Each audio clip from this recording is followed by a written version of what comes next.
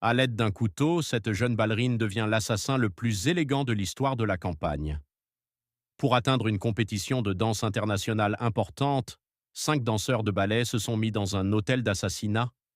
Ils ont vu leurs enseignants être tués par une arme. Le propriétaire de l'hôtel a ordonné de les exterminer afin de couvrir leurs crimes.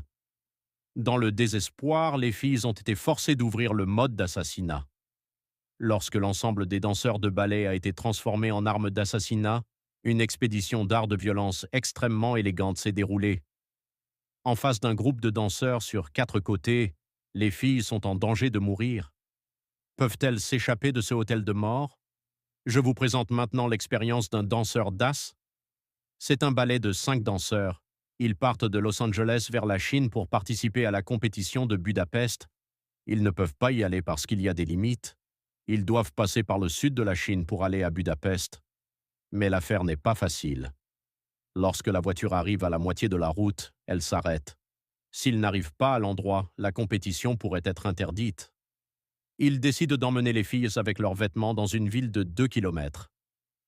En regardant leur disparition, le chauffeur a dit quelque chose d'important. Il y a peu de temps, la nuit s'écoule. Quelques gens sont directement attirés. Heureusement, il y avait un hôtel à l'avant de la rue. Car la forêt était entourée de forêts, les téléphones n'avaient pas de signal. Un homme long-cheveux est venu accueillir les visiteurs. Il s'appelle Oship, c'est le propriétaire de l'hôtel. Il est responsable de l'accueil. Il a ouvert la porte et est venu à l'intérieur du hôtel.